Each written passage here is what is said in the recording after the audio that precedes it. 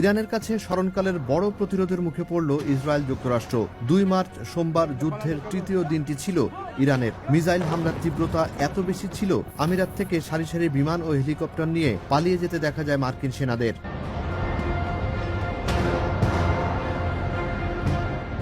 সোমবার দিনের শুরুতে তেহরানে প্রথম বিমান হামলা চালায় ইসরায়েল যুক্তরাষ্ট্র। মার্কিন ইসরায়েলি হামলার পর পশ্চিম ইরানের সানঞ্জ বাজুরিয়ে শহরে ফুটে ওঠে পশ্চিমা ধ্বংসযজ্ঞ।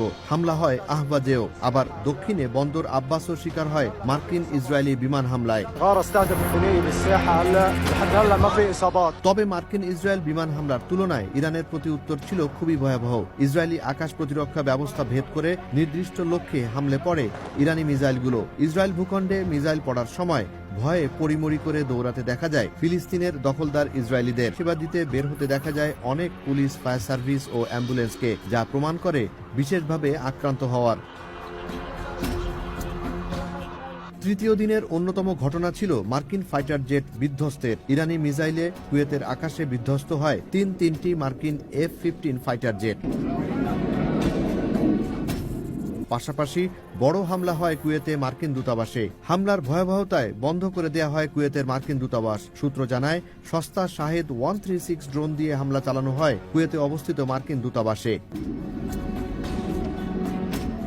ইরানের কয়েকটি বড় হামলার শিকার হয় বাহরাইনে অবস্থিত মার্কিনীদের পঞ্চম নৌবহর। একের পর এক মিসাইল হামলায় গুড়িয়ে যায় মার্কিন পঞ্চম নৌবহরের স্থাপনাগুলো।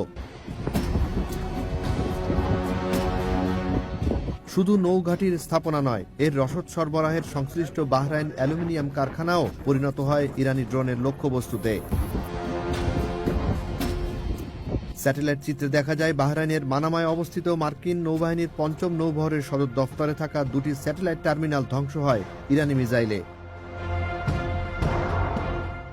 বাহরাইনের পাশাপাশি মধ্যপ্রাচ্যে মার্কিনীদের অন্যতম প্রধান পৃষ্ঠপোষক সৌদি আরবও শিকার হয় ইরানের ভয়াবহ হামলায়। সৌদি আরবের রিয়াদে বিলাসবহুল হায়াত রিজেন্সি হোটেলও আক্রান্ত হয় ইরানি মিসাইলে। ইরানের দাবি, এখানে ঘাঁটি গেড়েছিল আমেরিকার গোয়েন্দা কর্মকর্তারা। কম দামি শাহেদ ড্রোনের কবলে পড়ে পৃথিবী বিখ্যাত তেল স্থাপনা। হামলার তীব্রতায় বন্ধ করা হয় সৌদি আরামকোর রাস তানুরা রিফাইনারির সব কার্যক্রম।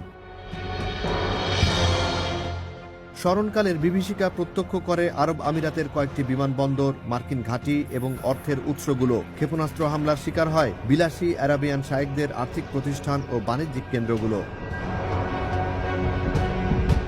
ইরানের ভয়াবহ আক্রমণের ফলে অত্যাধুনিক চিনুক, বেল, অ্যাপাচি হেলিকপ্টার এবং ফাইটার জেট ও পরিবহন বিমানে করে পালিয়ে যেতে দেখা যায় মার্কিন সেনাদের। তবে পালিয়ে মার্কিন সেনারা কোথায় গন্তব্যে গেছে তা তাৎক্ষণিকভাবে জানা সম্ভব হয়নি। বরাবরের মতো হরমুজ প্রণালী দিয়ে সব ধরনের জাহাজ চলাচল বন্ধ রাখে ইরান। নিষেধাজ্ঞা অমান্য করায় এ পর্যন্ত যুক্তরাষ্ট্র ও পশ্চিমা সংশ্লিষ্ট 3টি তেল ট্যাঙ্কার আক্রমণের শিকার হয় ইরানের। কেবলমাত্র চীন ও রাশিয়ার জাহাজগুলোকে চলাচল করতে দেয় ইরান।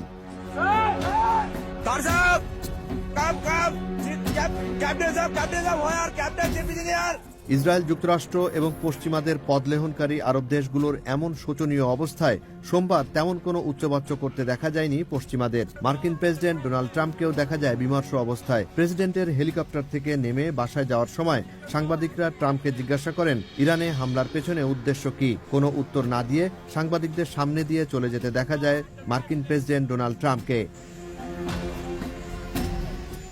এদিকে যুক্তরাষ্ট্রের সাথে কোনো সমঝোতা না করার কথা সাফ জানিয়ে দিয়েছেন ইরানের বর্তমান যুদ্ধের সর্বাধিনায়ক আলী লারিজানি।